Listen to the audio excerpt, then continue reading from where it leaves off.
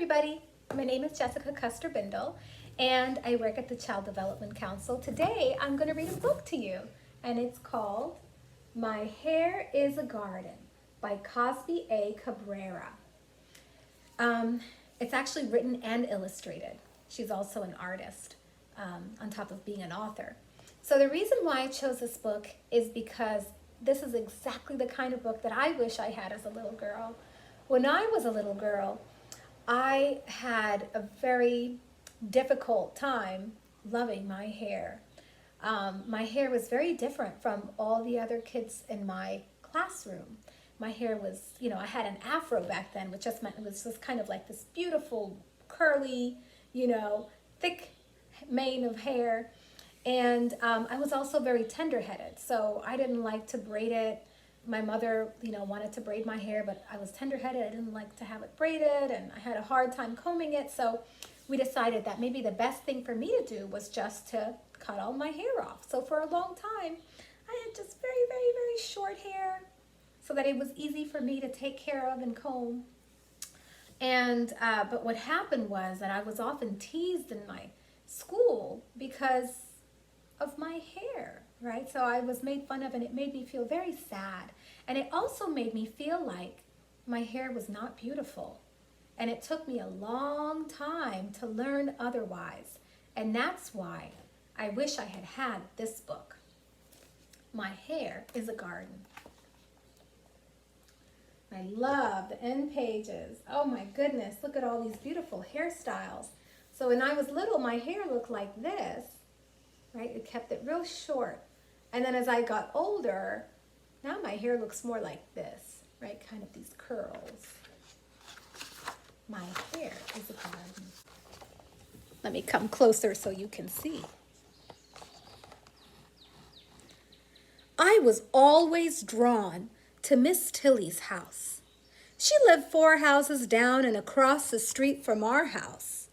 There was something special about Miss Tilly. The way she found use for everything and made up songs while scrubbing her porch. The way her house shone in the daylight with its vines curling around it. It took my breath away. You could say her house had a glory.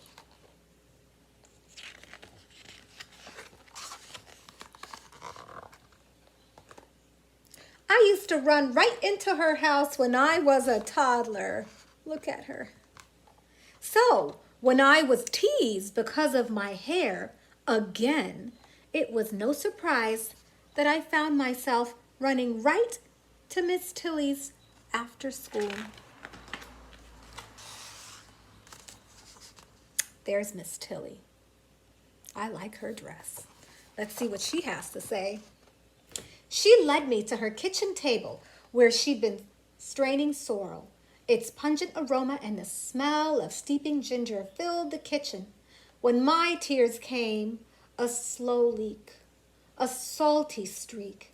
She handed me a tissue and let me be for a few minutes. Miss Tilly knew if I was looking for comfort, I could go to Mama for that. She knew I was at her house for a reason.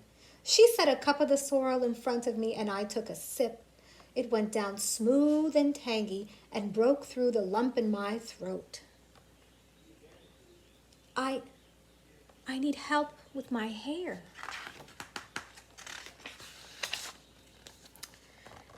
It wasn't the first time that my hair had been made a joke. Look at that. That's not kind. I sort of got used to it. I'd shrug it off, or I'd keep my hat on, or even when I wasn't supposed to wear it in class. But when Julio Richard, who I'd known since kindergarten, said, "We all know Mac's hair is always a mess," he said it like it was a fact. Like, we all know the Statue of Liberty is surrounded by water, or we all know George Washington was the first president of the United States. Look at how everybody's laughing. How do you think that made the little girl feel? I see her right there. You can't see her face, but I can imagine what it feels like. In fact, I remember what that feels like.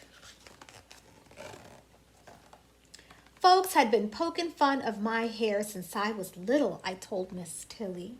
Mama's tried to fix it, but the truth is, she doesn't know what to do with it. I could feel Miss Tilly's hand on my thick nest of a head. That touch gave me hope. I made a little song in my head. Miss Tilly's hair is shiny, Miss Tilly's hair is long. She wears it like a crown, like a beauty wrapped in song. You know, Miss Tilly's hair had glory. Miss Tilly called my mama, who said I could stay there for a while.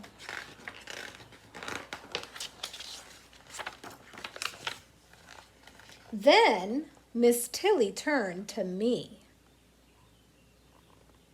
Now, I'll show you how to shampoo, she said. Shampoo? I know my hair's a mess, but it's not dirty, I thought. Miss Tilly put a towel around my neck and led me to the sink. Normally, I would part your hair in quarters before shampooing, but it's a bit tangled and matted now, so it's best to shampoo first.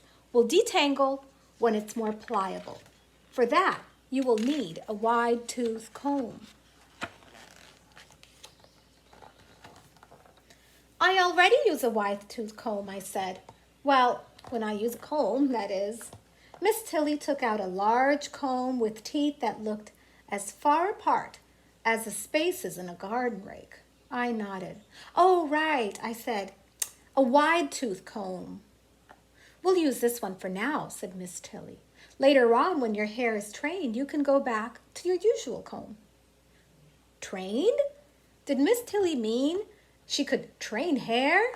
Oh, yes, Miss Tilly replied. You've got to work with what you have, but you can still tell it what to do. And look at all these different kinds of combs, right? You have an afro pig, you have a wide tooth comb. I call that a wide tooth comb too, and a bristle brush. Let's see. Do you think my hair will be as long as yours once it's trained? I asked her. Length doesn't matter, Mackenzie. Don't let anybody fool you. It's the health of your hair that counts. Miss Tilly ran the water in the sink. I guess you're right, I said, but I wasn't convinced. Would my hair always be somebody's idea of a joke? Would it ever be beautiful? Miss Tilly turned the water off. Which would you prefer if you had to choose? A healthy, shiny head of cropped hair, or hair that's long, snaggly, fragile, and full of split ends? I don't know. What would you choose? What would you choose? Were those my only choices? These questions were drowning out the song in my head. Miss Tilly looked at me as if she were reading my thoughts. She slowly pulled the towel from my shoulder and laid it on the kitchen counter by the sink, near the drain pot of sorrel. Come with me, she said. She steered me toward the screen door to her garden.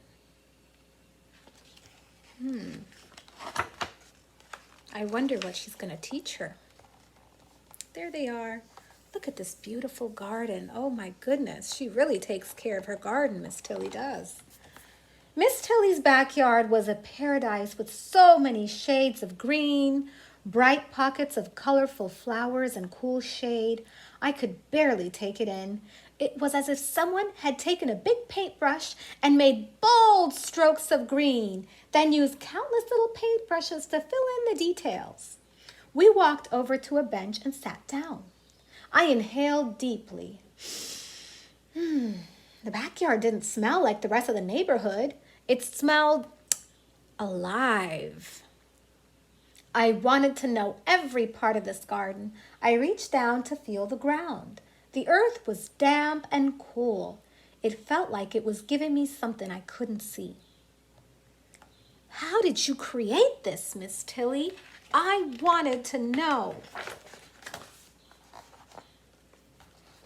Oh, I cried, Miss Tilly replied.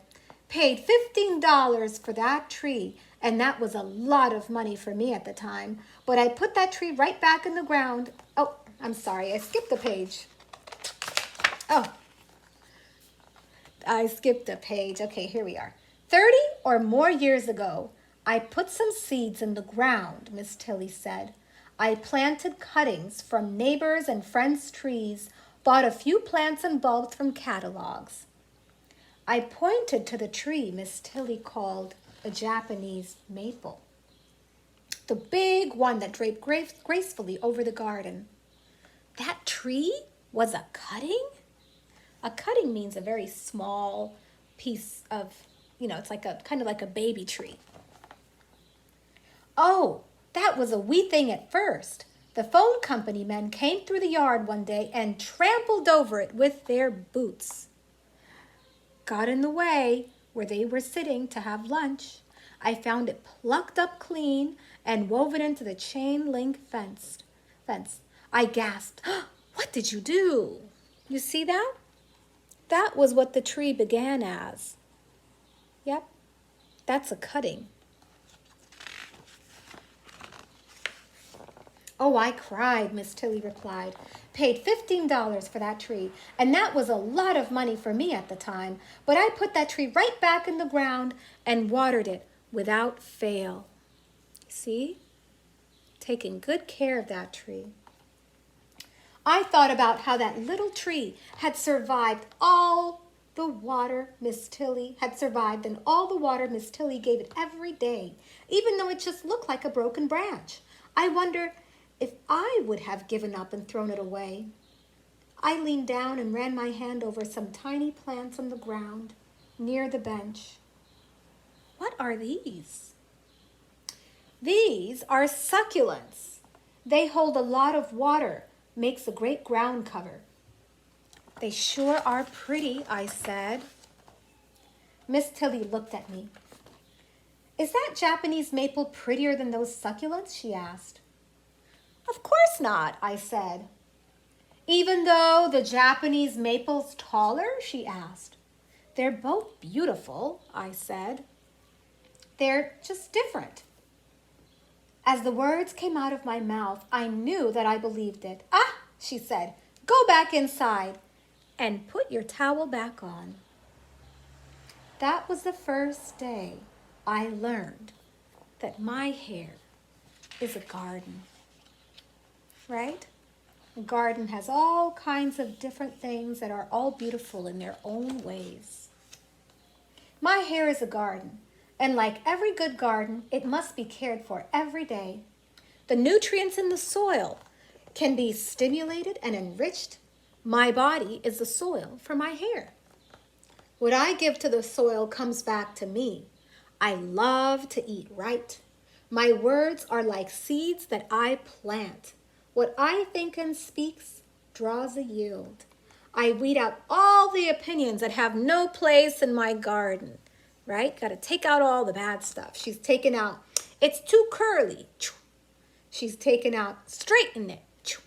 She's taken out, just cut it off, pull it back. Miss Tilly says it's not what you start with in the garden that matters. It's the care, time, and attention that you give it. My hair is a garden, and I give it love. Look at that. And she learned to love her hair. Something else that I like about this book is that it gives some tips here in the back for how to take care of your hair, right? How to protect your hair, protective styling, sealing in moisture, and it even has recipes for moisturizing shea butter and herbal infusion rinse. So this was My Hair is a Garden by Cozbi A. Cabrera.